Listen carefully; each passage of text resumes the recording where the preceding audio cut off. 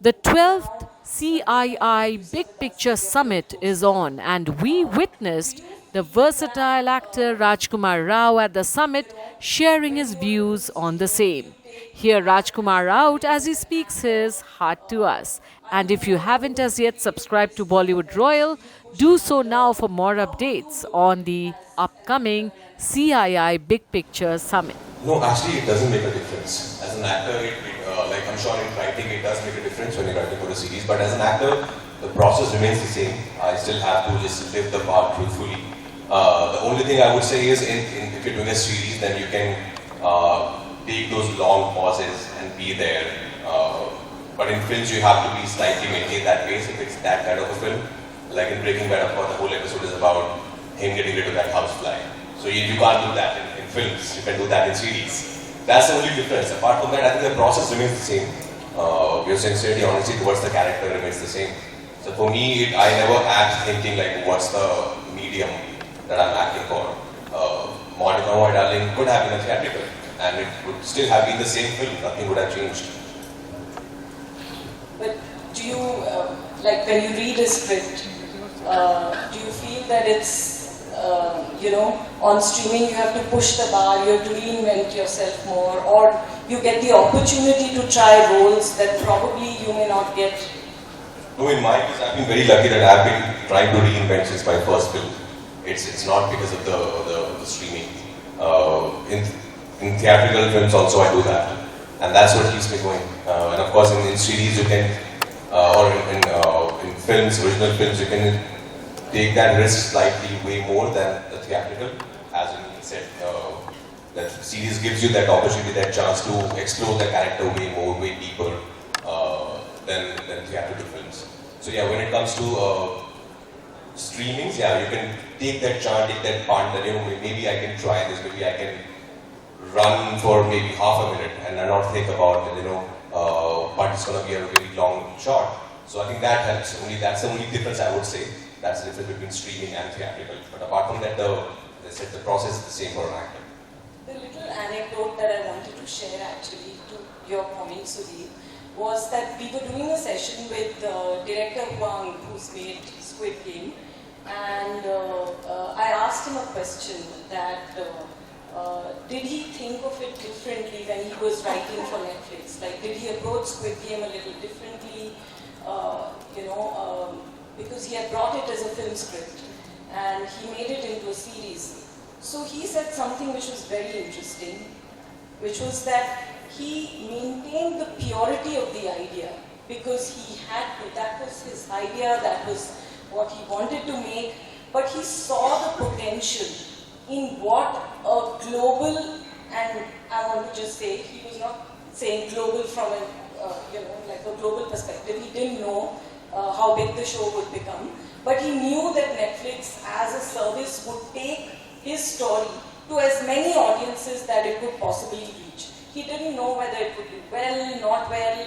Nobody had an idea what a rage and a sensation it would become.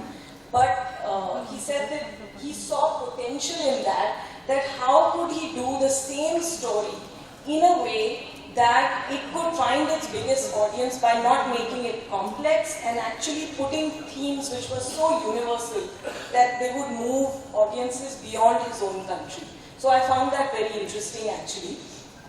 And on the subject of that, I wanted to ask each of you this, and I get asked this often, that you had so many successful shows and movies, whether it's Hiramandi, Bads, Chamkila, Kapil Sharma, and so many others, and they travel so many countries. Licensed cinema travels so many countries, and we are trending in usually 50 to 80 countries on any given day, depending on what title it is.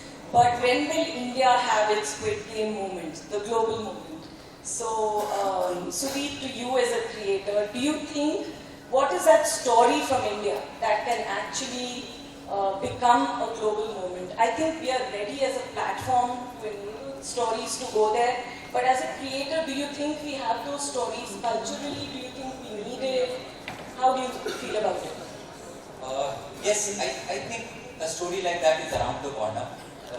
We also have to realize that we came to the streaming game or the long form television game very late. So it's only in the last 10 years since Sacred Games game was we really got on to this bandwagon. So it's been a really steep learning curve for filmmakers, creators, writers here. The first few years were spent really in figuring out the nuts and bolts of long form writing and of long form filmmaking. But I think now we are ready. I think we have had, there's a generation of creators in the last 10 years who have had that experience and who have made some very good shows. And now I think we are going on to that next stage. In the next 10 years, I feel we are going to see a Squid Game coming out of India. Oh, I'm so excited to hear that. We are already, waiting for that to happen. Sameer, what kind of a story do you think, can actually really break out from India? And by the way, Sacred Games, in those days, like, when it came season 1, 2 out of every 3 audiences that we had were from outside India. So it had that kind of fandom and love when it came out, so it was already traveling. Well, we all know that, whenever you tell a story, you're always telling a story for your core audience. You always start with that. And then if it works for the core audience, then sometimes you get lucky and it travels and it resonates well. So this big problem that India has, and that is going to be our global moment, is, I think we beat ourselves up a lot over this matter. We happen to be a country of 1.5 billion people, and we are trying to entertain them. So, the rest of the world also should be entertained, and thankfully now that the technology exists to do that, I'm sure that moment will happen. And I think there is not any particular kind of story or genre. It's going to be stories that are deeply local and personal and universal. And it's going to be something, it could be a crime thriller politics. Like Indians are watching Narcos and Money Heist for some reason. So that's concerning because, we got nothing to do with the Colombian drug lords. We should be interested in Dawood, but we are. So I think that's a moment to happen. But as Sudeep said, that in the last 10 years is when we've been actually exposed to long form cinematic television, writing, producing in that manner. Before that, for better or worse, we were ruled by the daily soap, and it became a whole generation that grew up doing that. You either make a movie or you make a daily soap. That's totally scripted content that we created. So I think this learning curve has been good. We've learned, we have become much better at it, we have become smarter at it. We are learning each day from all the subsequent seasons that we do. So I think the craft is there, the people is there, the talent is there, now the tech is there. So I think it's a moment of time now. No, I think great point, Sameer. Actually, the more local we are, the more rooted we are, the more we cater to our own audiences. Because also, the way streaming is designed, it has to work for your own audience, your own country. It has to become big in your country for it to actually travel as we go along. So I think that's a very important point, and we often forget there is nothing called a global story or a global success. And just one more thing on that is that even when you take shows that travel, from the 4 of us, it will be hard for us to name more than 10. Absolutely. So we say Squid Game, but that's one. Then you say Money Heist, that becomes 2. Yeah. Then Narcos becomes 3. Yeah. Then you start struggling. Even this. So it's not like anyone else is doing it either. Yeah. It's just that we should and we will, I suppose. Raj, as an actor, what kind of a story do you think, if you're looking at a script and you say, oh my God, this is going to work for people everywhere. Do you feel when you're reading, do you get that thrill sometimes that this could really be a breakout story? And I don't just mean global, like just a breakout. Like how do you feel? We have such enriching literature in our country, and then we have had such amazing stories from Mahabharata and so many other textbooks. So I think somebody just has to write them because it's very engaging, it's very enriching, great part of our literature, and very rooted in our culture. So I think these are the kind of stories I think which would connect with our audience first and can also go, as we said, global. Because I think these are the stories that people would like to watch that we haven't made yet. If you had to make a fiction series on you, Raj, on your life, who do you think should play you? Of course not you. Who should play me? Oh wow. First, he has to write it for sure. Yes, Yeah. Sudeep has to write He's it. one of the best writers we have. And Sameer will produce it? Yes. Or you would want to produce it yourself? With that, we can talk. We'll be partners here. I don't know. I think I haven't done much in life, to be honest, that somebody should make a film or a series on my life. I'm a very hungry actor. I would love to act in that as well. Yeah. It's a very interesting life for sure. Definitely. And Sameer, if your life as the media personality that you have been and what you're doing, if your life had to be a genre, what would you choose? Would it be a thriller? Would it be a drama? I choose Succession. All right. It was a nice show in the business. Yes, lovely. And Right, that one as well. see, we are making sure that we are parking a lot of work, ideas and work with Sudeep here, a lot of back-breaking work, as I would say. But Sudeep Gora season 2 is coming very soon. It's a brilliant season. Even if I say so, and you will say so because we are involved with it, but it's genuinely a very powerful and moving story.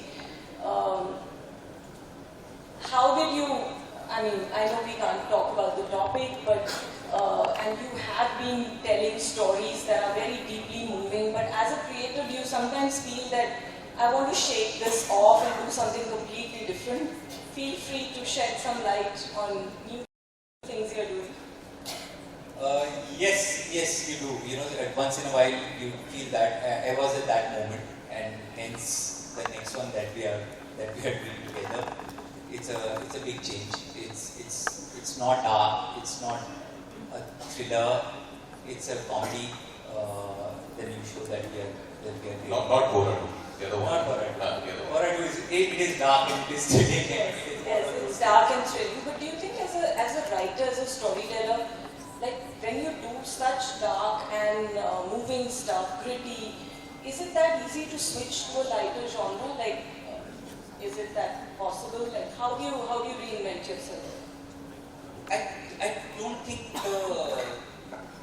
I don't think it is that difficult personally because I've never defined myself as somebody who only writes dark stuff. It just so happened. It was also that phase, you know. And what happens and what I meant by backbreaking, if I could explain. The thing with streaming is you do one. If it works, then you end up doing 2 or 3. So it's, you know, and then you're like, oh, he writes this kind of stuff, which might not necessarily be true. If it was a film, I would have probably done 1 and then written something completely different, you know. But it wasn't so difficult. It wasn't so difficult to change gears because the inherent principles of telling a good story, they remain the same. You know, it's just the genre has changed, but you're still looking at it from the lens of the storyteller, and you say, okay, this time round, instead of making them grin or making them flinch, my job is to have them laugh. Now, how do I do it in the best possible way with all the tools of the story available? I think one of the most important things that I experience every day in streaming is how much I learn. Every single day, you know, all of us are learning from how we are seeing the audiences respond to something, the absolutely new ideas that actually reach you every single day, which I don't think was happening at the, you know, velocity earlier in, or even currently in other mediums. I think the velocity at which the innovation is happening, the new ideas are coming, the learnings are happening, is at a different scale in streaming, and I really feel very energized with that every day. If I had to ask each of you, what are your learnings that have happened from streaming? Because each of you look at streaming, you know, what you've done with Netflix, what you've done, you know, on other platforms. From a certain, every project must be giving you a learning which can be very useful to people, you know, who are either producing or acting, you know, or, you know, looking to give a pitch. So, Sameer, to start with you, what are you learning, or what have you learned over your last few years in streaming? I think the biggest thing that we've learned is that, storytelling tends to be very personal. As in, it always starts with an audience of one, that you like the story, that's why you want to tell the story, and then you want to gather a bunch of people to listen to that story. So having these story listeners is very important in our business. Otherwise we just telling stories to ourselves. But after that, the one important thing that is that storytelling also tends to be quite personal and unique. So it's trying to find that, the holy grail is to get the widest possible audience for your story. That's the holy grail. Most of the time you're not going to succeed in doing that. So you try and find your niche and try and make your niche as big as possible.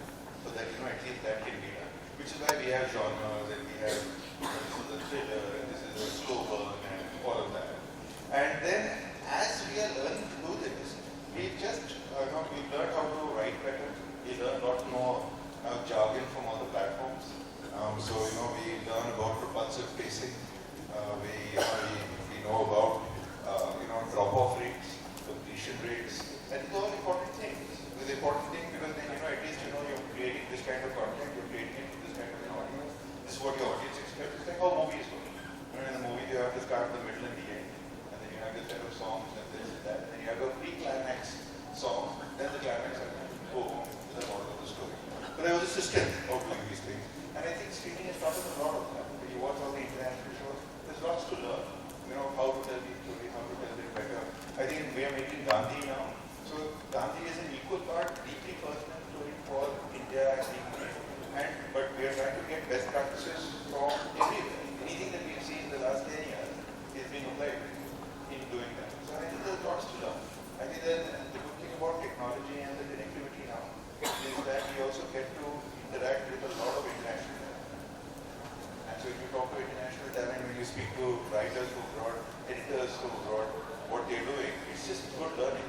So I think the good thing about this business is that if your eyes open, ears open, I think there's brain open, then there's lots to go. It's expanded, the opportunity to learn from so many different people across the world. Actually, it's a very thrilling time for all of us. I feel finally we are being able to make things that we enjoy watching ourselves. Raj, what are your learnings? Honestly, I'm still learning. I'm still trying to figure out.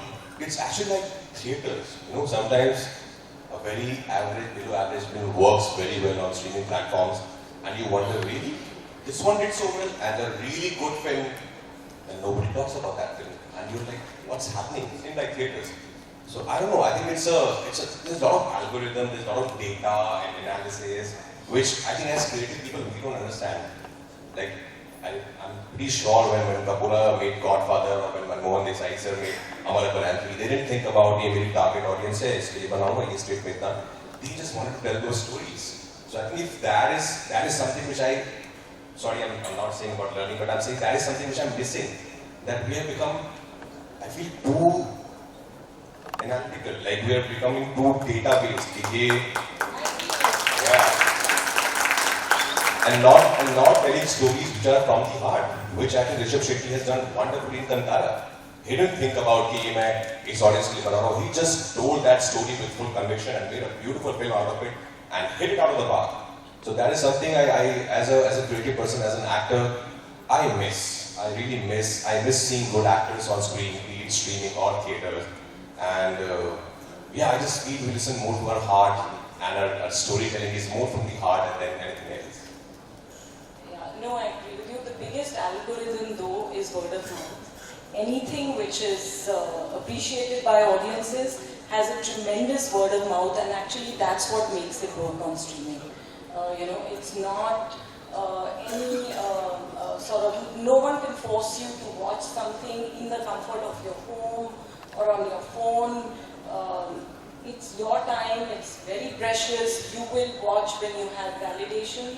And a lot of people on your own discovery, and when friends, family, your circles, or you're hearing from everywhere that, oh, you must watch this. So I think that is the strongest metric of what success is, or what love for a story is. And Sudeep, for you, what you as a storyteller have felt, or I'm looking to you as representing the creators and writers. Do you feel that the talent pool is growing fast enough? Do we have enough new voices? Are we, there is a huge demand to tell more stories, but do you think we are equipped to do that? I think we're getting there, but more needs to be done in that regard. I think writing is one area which we really need to focus on. There are not enough good screenwriting schools in the country, and I think that's one area that's really lacking. Most of us learn on the job, which is doable, but it's also you're not coming in. If you have to come on the job and learn the basics, it's a little it just makes the process a little difficult. And I think that is one. We have great actors. We have great. In fact, we have much better directors than we have writers, if I may say so. Because it's a lot easier to learn direction while you're working in the filmmaking process. With writing, it's a little tough because it's mostly, especially what happened with films was there was one writer. So in one film there was one writer getting trained instead of say 5 or 6 ADs who are getting trained while they are working on in the direction team. And I think that's one area which needs improvement. We need more of that. But it's a better scenario than what it was because we all just came in blind and I remember my first writer's room and the writers came in the first day and said, okay, what is it that we do in the writer's room? And I was like, we'll figure. It was really that because we had really no idea how to write a series or how to even work with each other. And it's really been upwards Steep really steep learning curve from there. But just given the amount of work that's happening now, it certainly exploded. We weren't really ready for it, and in that sense, there was some shortage of also that was green later. It was coming out because that was the need of the hour. But I hope going forward there is a little more effort that comes from the industry itself. No, I completely agree, and I think you made a very pertinent point. And before I've been asked to throw to the audience for some questions, so they're not to me. But I completely sort of second that. I think the future of streaming and considering it allows stories of all kinds, such diverse, rich storytelling that can come from all corners of India and really represent our audience and delight our audience.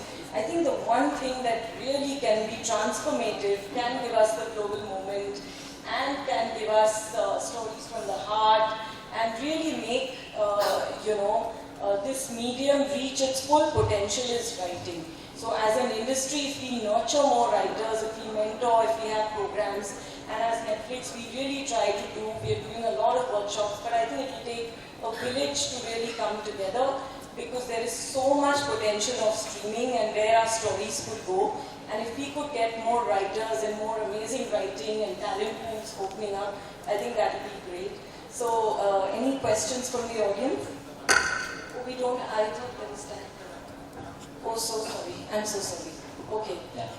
I just want to ask Mr. Rajkumar, what kind of the latest generation movie, AI movie, you would like to perform? It's a wrong person to ask. I'm not somebody who's very much in favor of AI films. Yeah. A machine is a machine. It can never replace humans. Very well It can be a supportive tool, one but last it question. can be a supportive tool, but not you can't be totally dependent on that. Thank you. One last question, ladies and gentlemen. Maybe from the youngest person in the hall, we can take that question from. Hi, my name is Navya, founder of DC Works. We are working on real artists for AI productions. With that being said, my question is to me. When it comes to writing a film, how much is that being inspired from the memes? Because in recent films, you've seen a lot of dialogues in the films being inspired by the memes or the common dialogues that people say. So how much that comes into the picture when writing the screenplays, the dialogues? Again, I think you're asking the wrong person. I am not on social media and I don't look at memes. I've never looked at an Instagram feed. So really, I'm one of those. That's why he writes so well. Thank you very much indeed, ladies and gentlemen. A huge round of applause for Thank you all very our much. distinguished speakers.